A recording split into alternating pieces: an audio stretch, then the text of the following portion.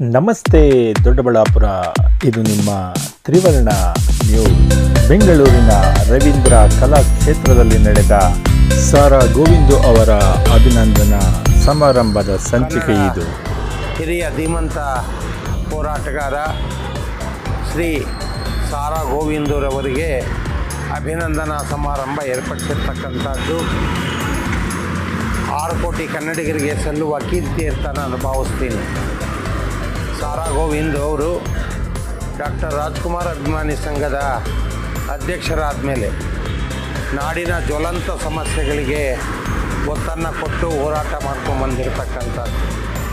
ಅದರಲ್ಲೂ ಕೂಡ ಡಾಕ್ಟರ್ ರಾಜ್ಕುಮಾರ್ ಅವರ ಕುಟುಂಬದ ಸ್ನೇಹಿತನಾಗಿ ಇವತ್ತು ಗೋಕಾಕ್ ಚಳವಳಿ ಬೃಹತ್ತಾಗಿ ಏನು ನಡೀತು ಈ ರಾಜ್ಯದಲ್ಲಿ ದೊಡ್ಡ ಆಂದೋಲನ, ಅದಕ್ಕೆ ಡಾಕ್ಟರ್ ರಾಜ್ಕುಮಾರ್ ಅವರನ್ನು ಕರೆತಂದಿರತಕ್ಕಂಥ ಕೀರ್ತಿ ಸಾರಾ ಗೋವಿಂದು ಅವರಿಗೆ ಸಲ್ತದೆ. ಸಾರಾ ಗೋವಿಂದು ಅವರು ಇವತ್ತು ಪ್ರಾರಂಭಿಕವಾಗಿ ಡಾಕ್ಟರ್ ರಾಜ್ಕುಮಾರ್ ಅಭಿಮಾನಿ ಸಂಘದ ಅಧ್ಯಕ್ಷರಾದ ಮೇಲೆ ಇಡೀ ರಾಜ್ಯಾದ್ಯಂತ 9,000ಕ್ಕೂ ಹೆಚ್ಚು ಶಾಖೆಗಳನ್ನು ತೆರೆದರು. ನಾಡಿನ ಉದ್ದಗಲಕ್ಕೂ ಸಂಚರಿಸಿದ್ರು, ಕನ್ನಡಿಗರನ್ನು ಜಾಗೃತಿಗೊಳಿಸಿದ್ರು. ಅಣ್ಣ ಅವರ ಸಂದೇಶವನ್ನು ಇವತ್ತು ಹಳ್ಳಿ ಹಳ್ಳಿಗೂ ಸಾಧಿಸತಕ್ಕಂಥ ಕೀರ್ತಿ ಸಾರಾ ಗೋವಿಂದು ಅವರಿಗೆ ಸಲ್ತದೆ. ಸಾರಾ ಗೋವಿಂದು ಅವರ ನನ್ನ ಒಡನಾಟ ಸುಮಾರು 4 ದಶಕಗಳದ್ದು.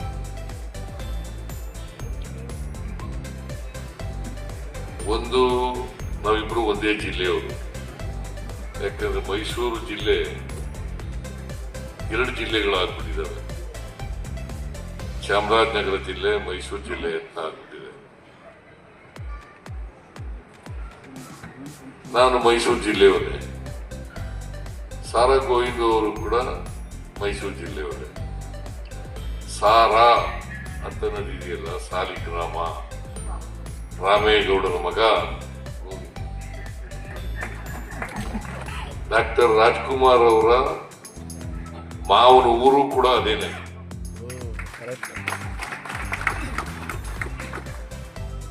ಈಗ ಗೋವಿಂದರಾಜು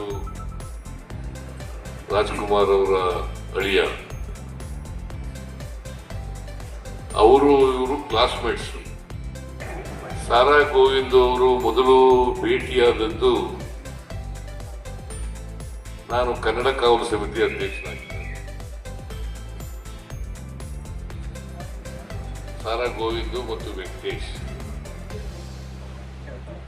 ರಾಮಕೃಷ್ಣ ಹೆಗ್ಡೆ ಅವರು ಮುಖ್ಯಮಂತ್ರಿಯಾಗಿದ್ದರು. ಆಗ ಇವರು ರಾಜ್ಕುಮಾರ್ ಅಭಿಮಾನಿಗಳ ಸಂಘದ ಅಧ್ಯಕ್ಷ ಮತ್ತೆ ಕಾರ್ಯದರ್ಶಿ. ಸಾರಾ ಗೋವಿಂದು ಮತ್ತು ವೆಂಕಟೇಶ್ ಇಬ್ಬರು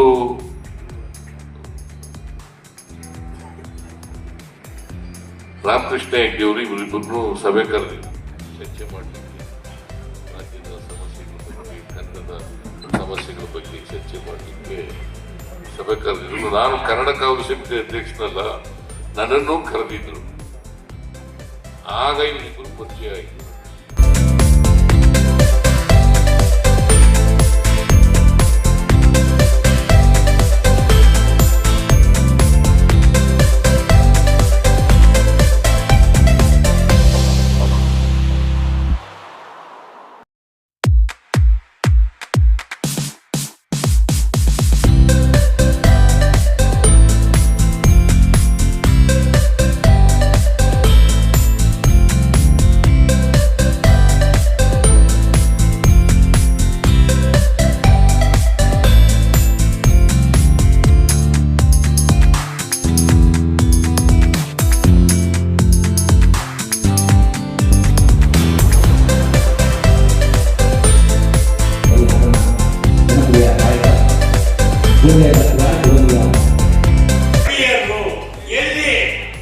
ಎಲ್ಲರೂ ಬೇರೆ ಕಡೆ ಅಲ್ಲ, ಮೆಜೆಸ್ಟಿಕ್ ಸರ್ಕಲ್ ಹೊಡಿತಿದ್ರು, ಕಾಟನ್ ಪೇಟೆಯಲ್ಲಿ ಹೊಡಿತಾ ಇದ್ರು, ಬಸ್ ಸ್ಟ್ಯಾಂಡ್ ಅಲ್ಲಿ ಹೊಡಿತಾ ಇದ್ರು, ಸುಲ್ತಾನ್ ಪೇಟೆಯಲ್ಲಿ ಹೊಡಿತಿದ್ರು, ಮಾರ್ಕೆಟ್ ಅಲ್ಲಿ ಹೊಡಿತಾ ಇದ್ರು. ಯಾರು? ಕನ್ನಡ ವಿರೋಧಿಗಳು. 40 ವರ್ಷ ಆಗಿದ್ರು ಕೂಡ ಇಂಥ ಒಂದು ಸಮೃದ್ಧ ಭಾಷೆ ಪ್ರೀತಿಯ ಭಾಷೆಯನ್ನ ಕಲಿಯೋದಕ್ಕೆ ಇಷ್ಟಪಟ್ಟಿರಲಿಲ್ಲ. ನಾನು ಯಾಕೆ ಕಲಿಬೇಕು ಅಂತ ತಮಿಳರು 50 ವರ್ಷದಿಂದ ಇಲ್ಲಿ ಬಾಳಿ ಬದುಕಿದ್ದವರು ನಾನು ಮಾತಾಡಲ್ಲ, ನಾನು ಯಾಕೆ ಮಾತಾಡಬೇಕು ಅನ್ನುವ ದುರಹಂಕಾರ ಪ್ರದರ್ಶನ ಮಾಡ್ತಾ ಇದ್ರು. ಅದರ ವಿರುದ್ಧ ಉಟ್ಕೊಂಡಿದ್ದೆ ಕನ್ನಡ ಚಳವಳಿ. ಕನ್ನಡ ಚಳವಳಿ ಇವತ್ತು 70 ವರ್ಷ ಆಗಿದೆ.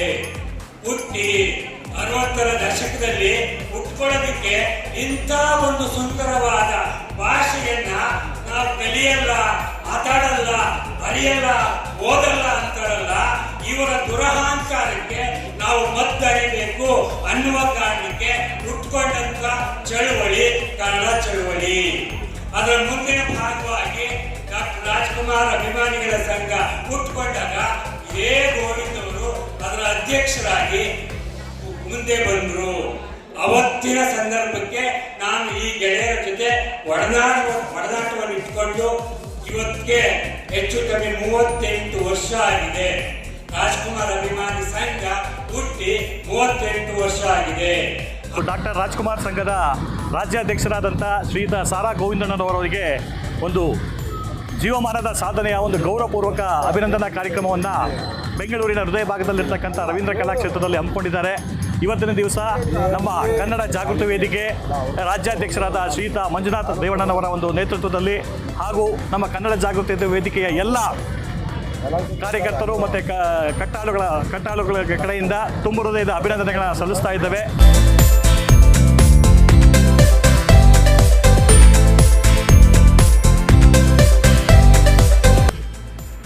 ಸಾರಾ ಗೋವಿಂದ್ರವರಿಗೆ ಏನು ಅಭಿನಂದನಾ ಸಮಾರಂಭ ಅದ್ದೂರಿಯಾಗಿ ಯಶಸ್ವಿಯಾಗಿ ನಡೀತು.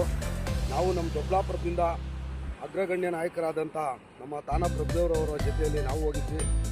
ಒಂದು ನಭುತೋ ಭವಿಷ್ಯತೆ ಕಾರ್ಯಕ್ರಮ. ನಾಡಿನ ದೊರೆ ಮುಖ್ಯಮಂತ್ರಿಗಳಾದಂಥ ಸಿದ್ದರಾಮಯ್ಯನವರು ಹೋರಾಟಗಾರರನ್ನು ರವೀಂದ್ರ ಕಲಾಕ್ಷೇತ್ರದಲ್ಲಿ 5:30ಯಿಂದ ರಾತ್ರಿ 8 ಗಂಟೆವರೆಗೂ ಇದ್ದು ಒಂದು ದೊಡ್ಡ ಅಭಿನಂದನಾ ಸಮಾರಂಭದಲ್ಲಿ ಭಾಗವಹಿಸಿ ನಮ್ಮ ಎಲ್ಲ ಕನ್ನಡ ಪರ ಹೋರಾಟಗಾರರನ್ನು ಅಭಿನಂದಿಸುವುದರ ಜೊತೆಲಿ ನಮ್ಮ ಕೇಂದ್ರ ಬಿಂದುಗಳಾದಂಥ ನಮ್ಮ ರಾಜ್ಕುಮಾರ್ ಅಭಿಮಾನಿ ಸಂಘದ ರಾಜ್ಯಾಧ್ಯಕ್ಷ ಆದಂಥ ಸಾರಾ ಗೋವಿಂದ್ ಅವರಿಗೆ ಅಭಿನಂದಿಸಿದ್ದು ಬಹಳ ಸಂತೋಷದ ವಿಷಯ.